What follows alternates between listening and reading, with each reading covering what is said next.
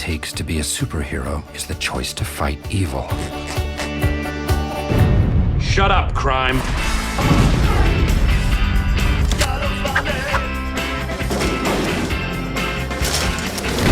Yeah.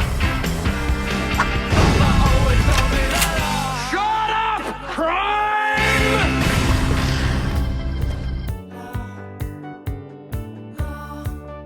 Hello and welcome to Off the Shelf Reviews. I'm your host Gary, and of course joining me today is Iain. Hello. And our guest today is Dave. And today we're going to be discussing 2010's movie Super by writer-director James Gunn, whose entry into film was from the Troma series Romeo and Juliet. It's Tromeo and Juliet. Troma. And then of course he went on to make Slither, which is one of my favourite B-movie horrors. It's got such a sick, dark sense of humour, and it's quite brutal and graphic in places as well.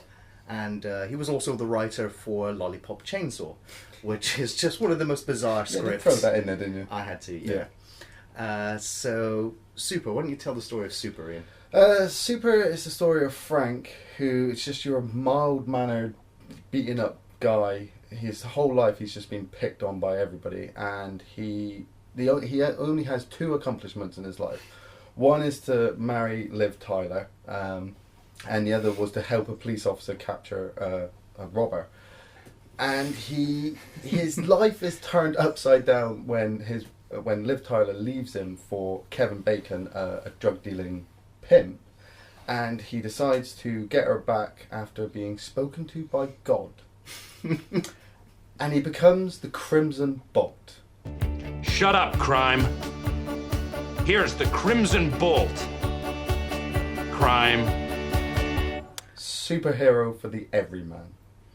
So, essentially, Super is very similar to Kick-Ass in many ways. It is essentially about a guy who's taking to vigilantism on his own, fighting crime on his own, just becoming a superhero. He's not Bruce Wayne. He hasn't got the money. He's just, Frank works in a cafe. He's a chef, yeah. Yeah.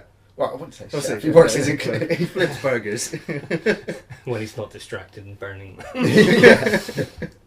Kevin Bacon is this pimp who steals Liv Tyler, and he decides to change his life and dons a costume to fight crime with a pipe wrench. I'm very silent. Well, I'd like to say, I felt what it was like to be hit in the head with a pipe wrench. Yeah, well, with most superheroes, it's sort of... With someone like Bruce Wayne, it's all about restraint. Trying to sort out the crime and trying to make them stop and understand the errors of their ways. But this, it's like, someone's done wrong, I'm going to smack you in the head and take you out. I don't care if you die. Well, I mean, it's something so simple as butting in line. You just don't butt in line. Hey! Don't butt! Who do you think you're fooling? I just saw you. And he'll run over to his car. And the comedy in this film is black as night. I mean, you're watching kids being sworn at, child molestation, there's frequent drug use. But it's alright, because you've got the Crimson Bolt. He's going to come over and he's just going to beat the shit out of people.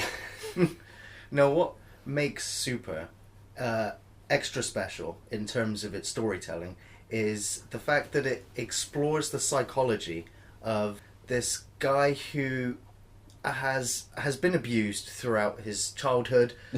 He is constantly faced injustice, and he's deranged. And it's something that the film explores very lightly, with the humour that throughout the film, it being a dark comedy, you are laughing at the uncomfortableness of the things that this character does. Definitely. And Rainn Wilson plays Frank, and he is a fantastic actor. There are so many scenes that really stick with you. Like the scene where he's praying to God, and he's just like, why do I have this horrible personality and this stupid hair? It just seems so unfair, God. Other people have goodness. They have good things. They have love and tenderness. People who care about their lives. They're not humiliated at every turn. Other people have things, God. Even the starving children in Africa, even their parents love them. It's really funny, but it's very, very dark, and it's tragic in so many ways. So you're kind of you're warming to this hero character, despite the fact that he is quite insane. Well, yeah, but then again, the same could be said for Bruce Wayne. I mean, I like to think of this as if Clark Kent didn't come from an alien planet and didn't have superpowers. He just ran into his car and threw on a costume and ran at a guy and was like, "Shut up, crime!" Whack in the face. I mean, it's just so brutal, and it is a level in comedy that you have to kind of just go with. You may not find it funny, but it's brilliant. It's so brilliant. Ellen Page. I mean, the lineup for this film. You have Rainn Wilson. You have Liv Tyler, who spends most of the film drugged up to the eyeballs. She looks quite sedated for the most part. Just doesn't want to be there. You've got Kevin Bacon, who is just Kevin Bacon. He's just Kevin Bacon. Fuck. You've got Michael Rooker, who he's in the background, and he kind of looks like he could turn good at some point. Yeah. But he's just kind of working for his boss. With some crazy curly hair. Crazy curly hair. Nathan Fillion as the Holy Avenger. Yeah, that's right. Which is an actual TV series. Return to the Holy Avenger on the All Jesus Network. More importantly, you're the only ones who have remembered that it's more important to fight evil in all its forms, rather than just give in to Satan, because it's easier that way. Those Christian the episodes with the devil and the children going through stuff. Kids in bondage. And nipple rings. Oh, nipple I'm going to rings. get them removed next week. But then you come to Ellen Page. May I present to you Bolty! Ta-da! Ellen Page comes in about the halfway point of towards the middle point of the movie, where he's already pursuing this superhero kind of persona. Yeah. And not having done any research, he goes to a comic book store, and Ellen Page's character is running it. And she is the most enthusiastic character in the movie, but foul-mouthed enthusiastic character. But I think that's sort of for the audience. In one direction, you've got the crime element, which isn't really delved into. You know they're up to no good, but it doesn't really focus on it. And then you've got Rainn Wilson's part, which he's very subdued, and that's kind of a play on why his life's going so bad and how he has nothing going for him. But then you've got the Ellen Page character, which kind of... She gives him the idea. She actually says, why doesn't... And she kind of brings that energy to the film, but it's kind of like that bizarre push to him to sort of... Yeah. It's an idea to, let's just go insane. But that's the thing, though, is that Ellen Page's character is just as insane, if not more so than he is. At least Frank's character has got the fact that throughout childhood he had Jesus Christ kind of floating in his room. Don't worry about it. It's not a big deal. Why does everybody take everything so seriously all the time? Yeah, that's brilliant. he sees devils in place of people. So, and he's also been touched by the finger of God. So at least he has that kind of level to his character, whereas Ellen Page's character is has morals. Yeah. He has these lines that he will not cross, and he wants to be good, and it mainly builds up to him wanting to rescue Liv Tyler. Ellen Page just... I don't know. Does she just want to be a sidekick and kick the shit out of people? Does she, is she wanting to be wanted by him? I think she's just an exaggeration of male comic book nerd fantasies for women that they would. Her outfit, envision. She dons her costume and then she's just stood there and do I spoil it? It's provocative. And it's in complete silence.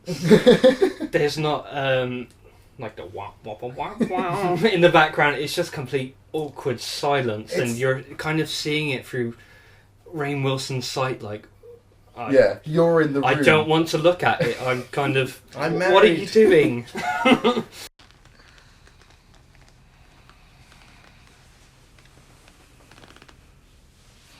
That's inappropriate. How do I look? It's good. That's where the best humour comes from in this film, is all of those uncomfortable situations, and the script writing is just fantastically explores that. And I think most of the negative reviews that came from this film are from people that perhaps found the film uncomfortable to watch. Yeah, they'd gone and seen, you see X-Men, you see Kick-Ass, you see Avengers, those films are just, slapped on top action sequence after action sequence. They're very entertaining. Nobody really goes to the toilet. Nobody actually has a headache or takes a day off. This film actually explores what happens between the panels. They actually say that in the film, and I do like to think that this film is very realistic. This is what if superheroes did walk our streets, they would walk the streets. Pipe wrench in hand, sticking up posters saying, "I'm coming for you, crime." It's amazing that you can say that it's a realistic film when, through some of the bizarre, exaggerated, over-the-top action sequences, they resort to the 1960s style kapow, bang, kaplunk kind of visual gags. So it kind of takes away from that realism. But then again, that's because the bits that are real are very real, and you feel them with quite an impact. The film, being as darkly comedic as it is, will actually tug on your heartstrings at a few intervals in the film. Yeah. So definitely, it's such a good balance of all of those things. Yeah, and you mentioned like the kapows and stuff, and it's weird stylistic choices where you have films like Scott Pilgrim where pretty much the entire film is that style. Yeah, it keeps cropping up. But this, it's very slight. It's like every out of the blue moment, like maybe 10, 20 minutes in, you'll get one of these weird sort of out of the blue sort of comic script on the screen where you're like, oh yeah, I remember that from a few scenes ago, and it's not in your face and all the time. It's very subtle. Jesus, what are these things? Well, I don't know if I'm doing it right. But if I am, bombs. So, favourite scene, Dave? There's some memorable scenes, but I wouldn't say favourite scenes. But my favourite probably would be Ellen Page and Rain's character meeting and sort of evolving what they're going to do. So, like I said, the weird costume posing sort of, and deciding on their weapons, names, and there's a memorable part in the gun shop where they're just shopping, piling up their trolley, they're swinging around, they're dancing, it's all in slow motion. And rednecks sort of bumping fists. Bumping fists while others are like, what? But yeah, there's like bazookas and just machine guns. And it's like Batman and Robin go shopping,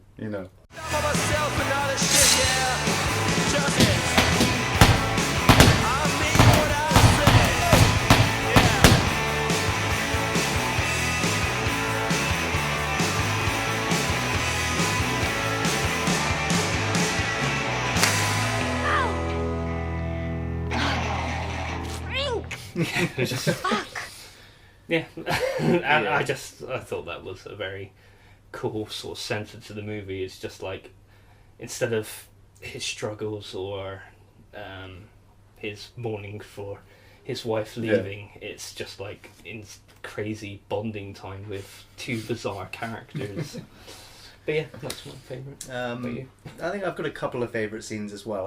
I really like the movie as a whole, so there are a great many moments in the film that are just in themselves fantastic. One of the early memorable scenes I had was actually with Nathan Fillion, where Frank's character is literally slipped into unconsciousness, perhaps, and he's in that white room, and Nathan Fillion's there, and he tells him, the mission from God, that some of his children are chosen, and it's the fuel that he then takes to pursue being the vigilante that he becomes. But I think perhaps my favourite scene is the most uncomfortable scene in the movie, and that is when Balti rapes Frank. It builds up uncomfortably when it's actually happening, when the music builds up and you get to the psychology of it, where she wants to sleep with his superhero persona. Yeah, not Frank. Not Frank. She wants to sleep with the Crimson Bolt. So put on the mask. She forces it on him, and I try not to laugh, but she forces the mask onto him, and then forces herself onto him. Yeah, and she rapes him, and it's the way that the gag ends, where he throws her off afterwards, and then vomits Liv Tyler face into the toilet bowl. It's like, we say that. We say Liv watching? Tyler's face.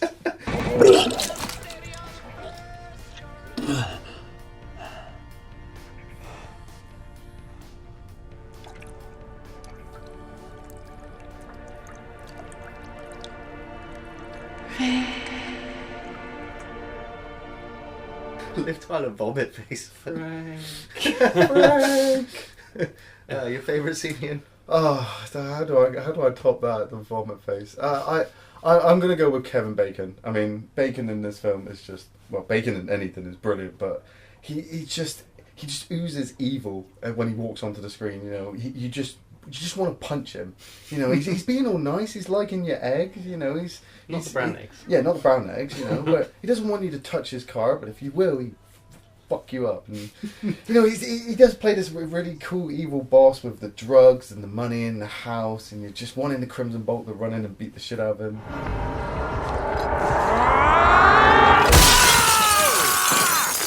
What the fuck is that? Face the wrath of the Crimson Bolt!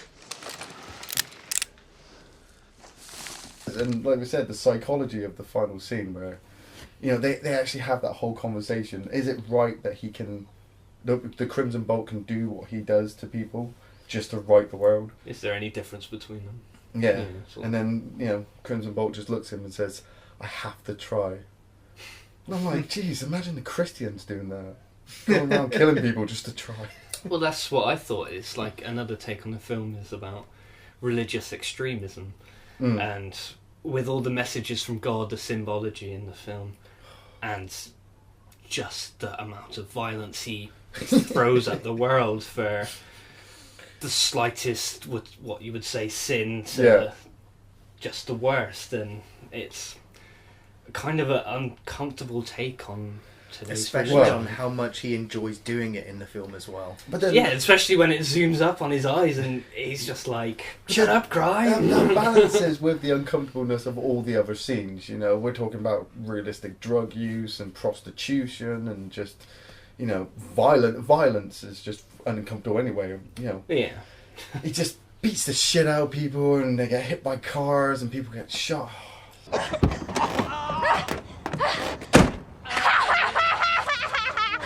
That's what you get for fucking with the Crimson Bolt and bolting, you stupid cocksucker! And now your legs are gone!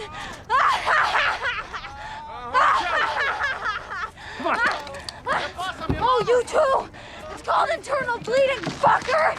And then you die! I think it makes Kick-Ass look like an inferior movie once you experience Super.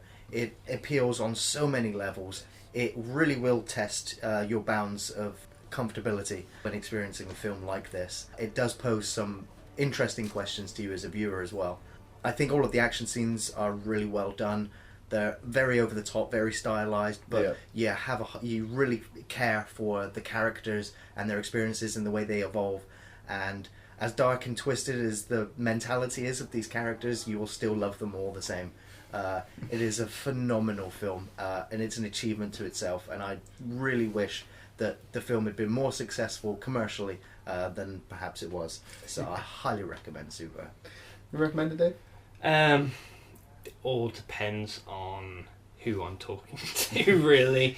I showed it to my wife and she just felt dirty after watching it. Like, what did I make her watch? So you've got to know who you're recommending it to, I think. But if they are down with the black comedy and don't mind a bit of insane violence, then yes, definitely. But if not, you've got to know your audience when recommending this film. I totally recommend this film. If you liked Kick-Ass, you'll like this. You will definitely like this better. I mean, you've got your comic book films, you know, Dark Knight, Avengers, Spider-Man.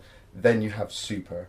You know, the everyman's hero, pipe wrench in hand, beating. Shut up, crime.